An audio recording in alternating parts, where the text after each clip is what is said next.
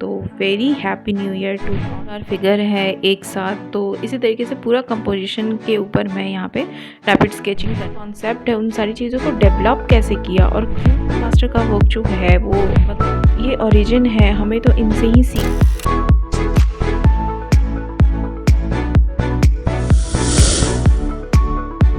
Hello दोस्तों, कैसे हैं आप सब लोग। बहुत दिनों बाद ऑलमोस्ट 2 to 3 मंथ्स बाद मैं आज ये वीडियो अपलोड कर रही हूँ और ये मेरे इस साल का पहला लॉन्ग वीडियो है। तो very happy new year to all of you. I hope कि आप सभी लोग प्रैक्टिस कर रहे होंगे। एंड सबसे पहले तो मैं आप सभी लोग को थैंक यू बोलना चाहती हूँ, क्योंकि मैंने जो क्वेश्चन पूछा था कि मैं किस टॉपिक पे बनाऊँ तो आप सभी लोग ने रिस्पॉन्ड किया। बट सबसे बड़ा कन्फ्यूज़न मेरा दूर नहीं हुआ, क्योंकि दोनों पे ही 50-50% का रिस्पॉन्ड आ गया। बट कोई बात नहीं, चलो मुझे इस बात की बहुत खुशी है कि आप सभी लोगों ने रिस्पॉन्ड तो किया कम से कम, है ना। मुझे देखकर अच्छा लगता है कि आप सभी लोग देख रहे हैं मेरे वर्क को और आप लोग अपना रिस्पॉन्स दिखाते हैं, अपना एक एक्टिव शो करते हैं कि आप लोग एक्टिव हैं, तो मुझे बहुत अच्छा लगता है ना। तो चलो कोई बात नहीं, तो इसीलिए मैंने डिसाइड किया है कि मैं दोनों टॉपिक के ऊपर काम करने वाली हूँ। तो कलर थ्योरी के ऊपर भी मैं वीडियो बनाऊंगी, बट मैंने सोचा कि चलो पहले थोड़ा सा डिवीज़न कर लेते हैं। जो हमने रैपिड स्केचिंग करा था पहले, तो उसी चीज़ को ध्यान में रखते हुए जो पहले हमने रैपिड स्केचिंग करी थी वो ऑब्जेक्ट के ऊपर था, या फिर अगर फिगर मैंने लिया तो सिंगल फिगर के ऊपर था। बट मैं यहाँ पे थोड़ा सा अपने मतलब बैकग्राउंड के ऊपर, आसपास के ऑब्जेक्ट के ऊपर मतलब प्रॉपर एक इमेज टाइप से एक क्रिएट करने की कोशिश कर रही हूँ। मतलब थोड़ा सा और कॉम्प्लिकेटेड, मतलब 2-4 ऑब्जेक्ट हैं साथ में, 2-4 फिगर है एक साथ। तो इसी तरीके से पूरा कंपोजिशन के ऊपर मैं यहाँ पे रैपिड स्केचिंग करने वाली हूँ। ठीक है, तो आप देख सकते हैं यहाँ पे जिस तरीके से मैंने स्टार्ट किया है प्रॉपर। आज मैं थोड़ा सा डीपली जाने की कोशिश करूँगी और मतलब फिगर को अच्छे से थोड़ा मतलब उसको वैल्यू के ऊपर और थोड़ा सा उसके फील को, उसके जेस्चर को और आईज़, नोज़, माउथ, इन सारी चीज़ों के ऊपर मतलब आप देख सकते हैं।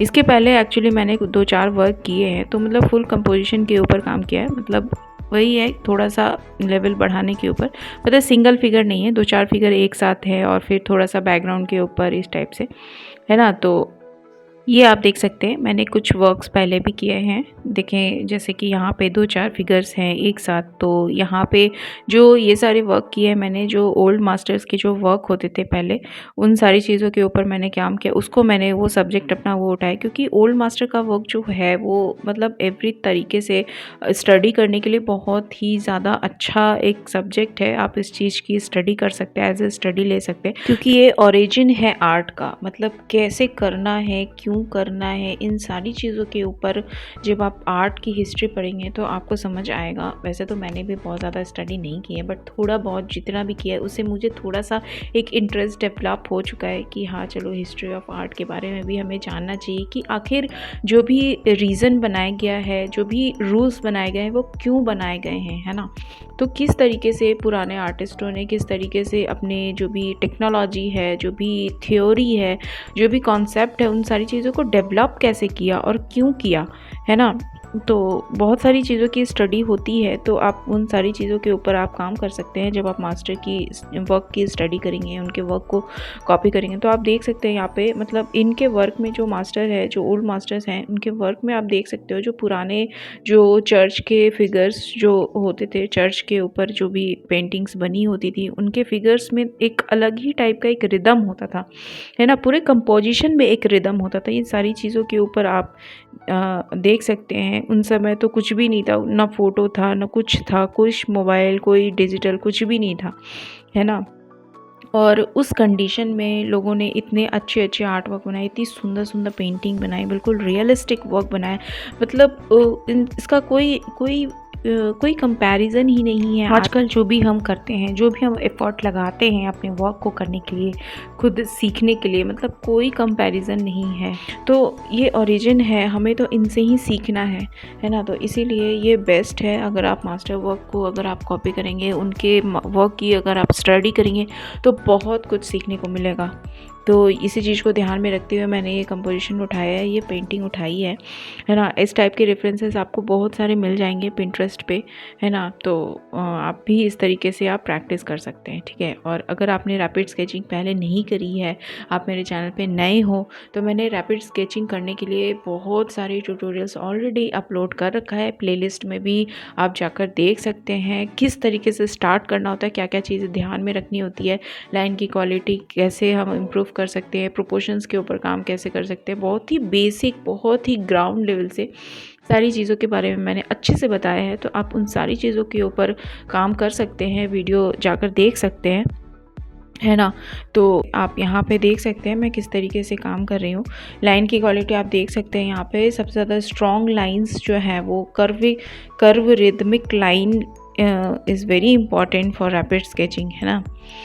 वैसे थोड़ा बहुत इंट्रोडक्शन मैं दे देती हूँ कि रैपिड स्केचिंग करते वक्त हमें 2 चीज़ें ध्यान में रखनी होती है। अगर आपने प्रोपोर्शंस की स्टडी पहले करी है और लाइन की क्वालिटी को आपने अच्छा कर लिया है, मतलब अगर आपकी लाइन की क्वालिटी अच्छी है, आप स्ट्रेट लाइन में बहुत ही अच्छे से अपने जो भी है वर्क है उनको आप कर पा रहे हो, अपने वर्क में एक रिदमिक कर्व लाइन को आप ऐड कर पा रहे हो, आपने प्रोपोर्शंस की स्टडी अच्छे से कर ली है, तो इन 3 चीज़ के ऊपर काम करने के बाद आप रैपिड स्केचिंग कर सकते हो, ठीक है। और वैल्यू की अंडरस्टैंडिंग अगर आपको है अच्छे से, तो आप ये काम कर सकते हो, ठीक है। तो जैसे कि मैंने बताया कि रैपिड स्केचिंग करने के लिए लाइन की क्वालिटी और प्रोपोर्शन, ये 2 चीज़ें बहुत ज़्यादा इंपॉर्टेंट, क्योंकि वैसे तो लाइन की क्वालिटी बहुत ज़्यादा मतलब पहला जो भी है, मतलब हमारा जो क्राइटेरिया है रैपिड स्केचिंग करने का, उसमें यही है कि लाइन की क्वालिटी आपकी अच्छी होनी चाहिए, और दूसरा है प्रोपोर्शन, ठीक है। इन दोनों के ऊपर काम करने के बाद थोड़ी बहुत जैसे अगर हमने पहले जो मैंने फिगर का करा था, तो उसमें इन दोनों चीज़ों के ऊपर काम किया था। अब यहाँ पे आज मैं थोड़ा सा कंपोजिशन के ऊपर भी काम कर रही हूँ, थोड़ा बैकग्राउंड के ऊपर भी काम कर रही हूँ, तो थोड़ा वैल्यू की भी अंडरस्टैंडिंग आपको होनी चाहिए। थोड़ा लाइट के डायरेक्शन को हम यहाँ पे देख के, जो पार्ट यहाँ पे शैडो में है उस पार्ट को मैंने जस्ट एज ए हैचिंग या फिर रेंडरिंग जो भी कह सकते हैं आप, उस तरीके से मैं यहाँ पे, जैसे आप देख सकते हो यहाँ पे बहुत ही स्ट्रांगली मैं जल्दी जल्दी लगाने की कोशिश कर रही हूँ, थोड़ा फिलिंग कर रही हूँ, है ना। तो किस तरीके से आपको पेंसिल को होल्ड करना है ताकि आपके जो ये जो शेडिंग हो रही है, मतलब शेडिंग तो इसको नहीं बोलेंगे, बट हाँ थोड़ी रेंडरिंग हम इसको बोल सकते हैं कि हम जो रेंडरिंग करें, हमें जो रेंडरिंग करना है वो थोड़ा अच्छे से स्ट्रांगली आए। मतलब इस टाइप की रेंडरिंग किस तरीके से आप कर सकते हो, आप मेरे पहले की वीडियो को जाकर देखोगे तो उसमें भी आपको पता चल जाएगा कि किस तरीके से करना है ना। तो आप देख सकते हैं यहाँ पे भी कि किस तरीके से मैं कर रही हूँ। पेंसिल को ओवर हैंड ग्रिप में पकड़ना है, क्योंकि जब हम ओवर हैंड ग्रिप में पकड़ते हैं तो आपकी जो स्ट्रोक्स लगते हैं वो बहुत ज़्यादा हार्ड नहीं लगते हैं आप, क्योंकि हम इसको पेंसिल के टिप से ना करके साइड से हम ओवर हैंड ग्रिप में पेंसिल को मूव कर रहे होते हैं। तो जब हम साइड से करते हैं तो रेंडरिंग करते वक्त, या फिर अगर आपको बहुत ही लाइट प्रेशर अप्लाई करके करना है, बहुत आप सॉफ्ट लाइंस डालने चाहते हैं, तो आप ओवर हैंड ग्रिप में पेंसिल को आप पकड़ें। और अगर आप थोड़ा हार्ड लाइंस डालना चाहते हैं, थोड़ा डार्क लाइन डालना चाहते हैं, तो आप ट्राइपॉड ग्रिप में पेंसिल को पकड़ सकते हैं, है ना। बट ट्राइपॉड ग्रिप में पकड़ते वक्त आपको ये ध्यान में रखना है कि चाहे आप किसी भी पोजीशन में पेंसिल को पकड़े, आपका हैंड रिस्ट से ना मूव होके आपका हैंड शोल्डर से मूव होना चाहिए। तभी आपकी जो लाइंस हैं उसमें एक रिदम आएगा, उसमें एक स्ट्रेंथ आएगा, एक एनर्जी आएगा, एक फ्लो आएगा, है ना। और सबसे ज़्यादा इंपॉर्टेंट, आपकी लाइंस ब्रेक नहीं होंगी। तो आप पहले प्रैक्टिस करें अच्छे से। अगर आपने रैपिड बिल्कुल भी नहीं करा है तो मैं सजेस्ट करूँगी कि पहले आप स्टिल लाइफ की करें, फिर धीरे धीरे अपने जो भी है कॉम्प्लेक्सिटी है उसको आप बढ़ा सकते हैं। ह्यूमन फिगर के आप ऊपर जा सकते हैं, पोर्ट्रेट के ऊपर आप जा सकते हैं। सबसे पहले तो आप प्रोपोर्शंस की स्टडी करें, स्ट्रेट लाइंस वाली, वो भी मैंने डाल रखी है बहुत सारी। आप मेरे चैनल को जाकर देखेंगे तो आपको बहुत सारी मिल जाएगी, ठीक है। तो आप वो सब अगर आपने कर लिया है तो फिर आप इसको कर सकते हैं। तो आप देख सकते हैं यहाँ पे इस वर्क को पूरा करने में, कंप्लीट करने में मुझे ऑलमोस्ट 20 to 25 मिनट्स लग गए थे, है ना। तो इस तरीके से जब हम स्पीडली काम करते हैं और पूरे कंपोजिशन के ऊपर काम कर रहे होते हैं, बैकग्राउंड के ऊपर काम कर रहे होते हैं, 2-4 फिगर या फिर कुछ ऐसे सीन के ऊपर काम कर रहे होते हैं, कुछ मार्केट सीन के ऊपर काम कर रहे होते हैं, इस टाइप से जैसे होता है ना कंपोजिशन, जैसे कोई एक लेडी बैठी है, 2-4 कुछ लेकर बैठी है, या फिर 2-4 लेडी बात कर रही है, 2-4 वुमेन, मेन ये लोग बात कर रहे हैं आपस में, मतलब इस टाइप का एक कंपोज़िशन क्रिएट करने वाला जो वर्क होता है उसके ऊपर जब हम काम करते हैं तो थोड़ा टाइम लग जाता है ना? तो टाइम की आप टेंशन ना लें, अगर आपका स्पीड कम है तो आप अपनी स्पीड से चलें, उसमें कोई प्रॉब्लम नहीं है ना? बस आपका वर्क, अपने वर्क की क्वालिटी के ऊपर ध्यान दें, वर्क का क्वालिटी नहीं ख़राब होना चाहिए, है ना? और टाइम फिक्स करने का एक ही रीज़न होता है कि हमें डिटेलिंग में नहीं फँसना है, या फिर अगर हम वैल्यू के ऊपर काम कर रहे हैं तो एकदम हमें बिल्कुल रियलिस्टिक के ऊपर, मतलब एक एक शेड को पकड़ के नहीं करना है। मतलब रैपिड का वो कॉन्सेप्ट नहीं होता है। रैपिड में बस हमें उस पर्टिकुलर ऑब्जेक्ट के इम्प्रेशन को कैप्चर करना होता है ना? तो चलो, बातों बातों में ये वर्क मेरा ऑलमोस्ट कंप्लीट हो गया है। तो आप लोग ये मुझे कमेंट करके ज़रूर से बताना कि आप लोगों को मेरा वर्क कैसा लगा, और आप लोग प्रैक्टिस ज़रूर से करना, ठीक है? और अगर आपको मेरा वीडियो अच्छा लगा है तो please like, share and subscribe guys.